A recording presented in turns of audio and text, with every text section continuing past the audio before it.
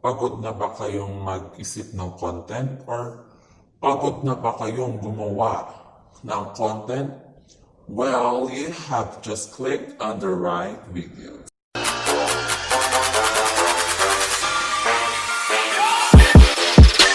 So what's up mga katirang? Long time no see. It's been a while po na di ako nakapag-vlog. So if you're new here on my channel, please don't forget to subscribe on my YouTube channel and click nyo na rin yung notification bell for more videos na i-upload ko. So ngayon po, pag-uusapan po natin ay mga content or mga some ideas na nakuha ko sa iba kong ka-YouTuber. So let's start! Okay, so sinulat ko lang po again sa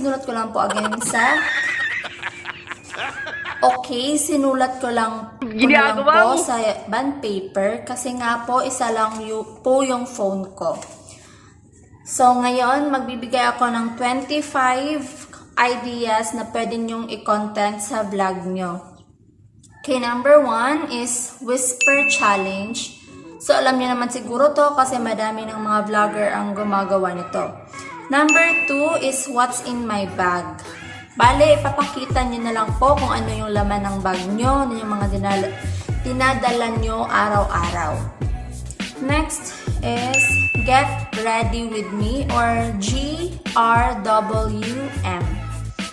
Next is facts about me. Pwede din kayo mag-facts about me while nagmumukbang kayo. Pwede din yon. And next is what's in my phone. So, ipapakita nyo na lang kung anong laman ng phone nyo. Kung dapat hindi kayo magdi-delete. Dapat i-screen record nyo or anong way nyo para maipakita nyo sa viewer nyo kung ano yung laman ng phone nyo. Next is yung Chubby Bunny Challenge. While may nagtatanong sa inyo na question, tapos kayo sasagot habang kumakain ng malos. Yun yung Chubby Bunny Challenge. Kung kaya nyo pa bang ibuka yung bungangan nyo. So, yun. Next is prank call. Pwede nyo gawin to sa jowa nyo, sa mama nyo. Pwede nyo itong gawin sa mama nyo kung yung mama nyo is hindi siya high blood Yung, millennial siya. Next is someone rate my outfit or my boyfriend rate my outfit or my best friend rate my outfit. So, yun. Next is what I eat in a day. So, ano yung kinakain nyo sa buong araw. Papakita nyo lang o mag-film lang kayo kung ano yung ginagawa nyo, ano yung kinakain nyo araw-araw. Sa isang araw. Ano ba talaga? Next is house tour. Kung malinis yung bahay nyo, arrange lahat. Pwede kayo mag-house tour. Hindi naman nababase kung malaki or maliit. As long as may tirahan kayo, pwede nyong i-vlog yun. Next is story time. Mag-share lang kayo sa viewers nyo or kung ano yung nangyari sa buhay mo, anong nangyari, yung ganon. Bale, mag-storytelling ka lang. Next is how I edit my thumbnails. Gaya ng ginawa ko kung paano ko ginawa yung YouTube thumbnail ko. Yun. So, yun na. Next is how I edit my Instagram photos. Kung paano nyo in-edit yung Instagram nyo, papakita nyo lang sa viewers nyo. Gamitin nyo lang yung screen record. Ang laki ng braso ko. So, next is I only ate green food for 24 hours or I only ate pink food, black food, or any colors will do. Kung ano yung maisipan yung mga kulay na available sa grocery o sa market, pwede nyong i-vlog din yun. For 24 hours nyong gagawin yun. Yun lang na kulay yung kakainin nyo. So, next is flip it or wear it challenge. Nakita ko to kay Zinab Harake. Maganda siyang laruin. Lalaruin namin to soon. Kung may kasabayan ako makapaglaro nito.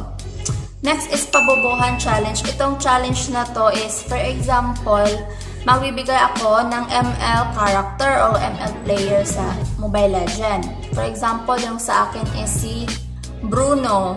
Tapos, yung isa kong kasama na sa challenge ay hindi siya hindi niya kabisado yung mga character sa ml. So, mabobobo talaga siya sa pag-iisip. Tapos, pag hindi niya nasagot yun, hahampasin siya dito ng plastic ng 1.5 na Coke ba yun? So, yun. Next is how I edit my video. So, ito, hindi ko pa ito nagagawa. Pwede nyo din itong gawin o paano nyo in-edit yung videos nyo or anong app na ginagamit nyo sa pag-edit ng videos. So, next is imitating YouTubers intro. Ito, gusto ko sanang gawin to kaso parang mas mahirap siya. Gaya na kung, for example, gagayahin ko kay Lloyd Cadena. Diba si Lloyd Cadena, mabilis magsalita. So, parang nahihirapan ako dun. Parang hihingalin ako dun. So, kung kaya nyo namang gawin yung imitating YouTubers intro, then go. Wala namang masama, diba? So, next is mukbang pero quarantine edition. Pwede din yun. So, next is unboxing. Yung unboxing, kung meron pa kayong hindi na-unbox, for example, may bago kayong phone, or may nabili kayo sa Shopee or Lazada or sa mall na hindi nyo pa na-unbox, i-unbox nyo na yan. Pwede nyo na din yung gawing vlog para may upload kayo sa YouTube channel nyo. So, next is room tour. Kung malinis naman yung room nyo, pwede nyo i-room tour. Or pwede ding room transformation before and after. Papakita nyo yung itsura ng room nyo nung before, tapos nung after na, yung bago. So, next is reaction videos. For example, magre-react ka sa mga trending ngayon. Or for example, yung TikTok, yung tape challenge ng mga babae. So, pwede nyo gawin yun with jowa. Para makita mo talaga yung reaction ng jowa nyo kung sa tape challenge na TikTok. Kasi madami nang nagre-react nun eh.